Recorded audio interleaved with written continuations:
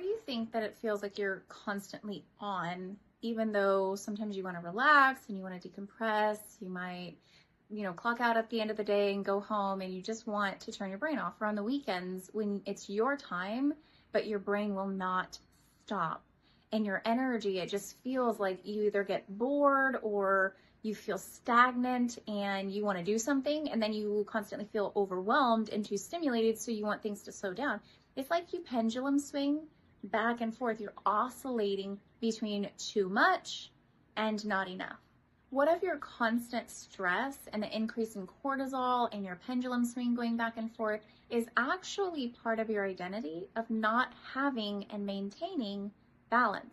And this has become the norm. So your system, which gets trained, your nervous system, it gets used to how you operate it, and then it gets stuck because it's got programming and it's just doing what it's been taught to do, but you don't know any better. Then how do you deprogram it when it's learned this throughout probably decades of different micro movements, behaviors, thought processes, mindsets, and then you have your energy that's solidifying it in your nervous system. It gets programmed like this, and then it fights you.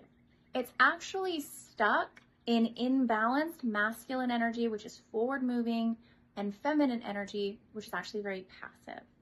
The passive energy, that's coming from the right hemisphere of our brain because that's where the emotions lie. This is where our creativity lies. But this is also the place that we find connection with one another. So we can't be present and aware and connected with people or our own emotions and our creativity, which leads to innovation and guidance in achieving our goals, if we don't have full access to this. We can't tap into our creativity unless we learn to sit in our silence and then sit in our emotions. It's the same thing. The other part is our masculine energy. This is coming from the left hemisphere. It's very action-oriented, it's very focused and disciplined, but it's also a little too fast because it's constantly active. And it's constantly stimulated too. So if you get overwhelmed, it's probably coming from this part of your brain that's not able to harness the energy from the right hemisphere of the brain. Think about it like this. If you are the kind of person who doesn't really feel a lot of your emotions, you're probably stuck in the left hemisphere of your brain. So the moment emotions surface, whether yours or somebody else's, you have to shut that down. You can't deal with that because you don't know how to deal with emotions because it comes from the opposite side of the brain, which you don't have access to. And then let's say you're the right hemisphere kind of person. You constantly feel your emotions. You're very visionary and you have a lot of really cool creative ideas, but your emotions, they are so big. So something like staying disciplined and accountable on your schedule, which needs to be organized and regimented and cleaned up to keep you progressive in your goals. It keeps you organized and focused. You'd think that you'd be able to do that, but no, sometimes it's too much. The problem that we're having is our system is actually imbalanced, and it comes from this programming, but that's how our brain is used to operating. And this is what's going on in our nervous system. Like our body feels this oscillation or this stuck feeling because you might be more on the right side or more on the left side, and our system truly needs balance. This is where peace comes from. When you harness the left hemisphere's resources and you harness the right hemisphere's resources, it neutralizes. This is where you get the calm stillness that's actually quiet. It's calm in your body and it's calm in your brain. So it gets very still. This is where guidance and intuition surface, and you get to have one foot in the left hemisphere, which is organized and focused, and one foot in the right hemisphere, which is very innovative and it's very creative.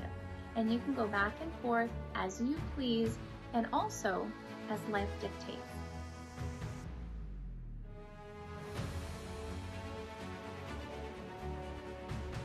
So what would change if you actually could harness these different resources? If you're a left hemisphered person, you'd probably end up getting way more comfortable connecting with people at a deeper level. You'd probably find out that a lot of the difficulties that you're having with stress, because eventually that turns into physical anxiety that causes heart problems and pressure in our head, or issues when we're trying to sleep, insomnia, because our brain finally gets to decompress at night, and that's when all the emotions surface. And so it keeps you in a state of not being present. This will help you find that peace and that calm because it's going to allow you to start feeling your emotions more. Which also means the people around you who are emotional beings, they naturally feel their emotions. You're not going to push them away. You're not going to be overwhelmed by them either. You're going to know how to interact like a human because you actually feel those human emotions now. So let's say you're the right hemisphere person. How is this going to affect you?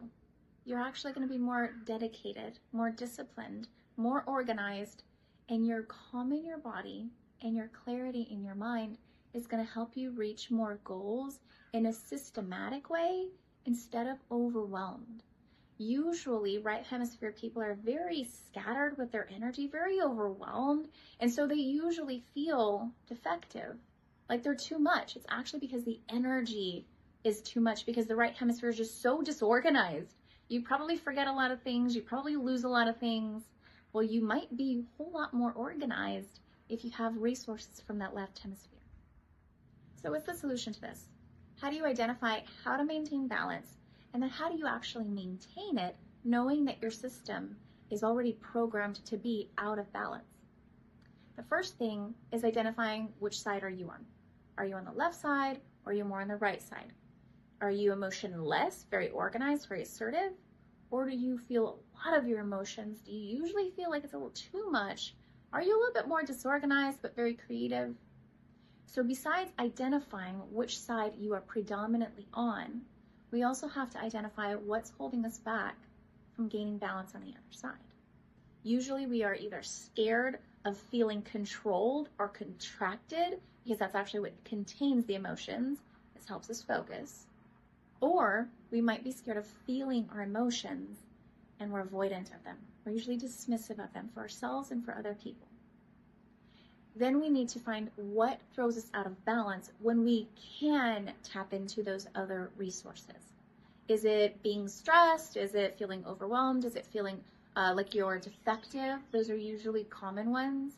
Or also, we might just be overwhelmed because it's completely new to either contain your emotions or to start feeling them.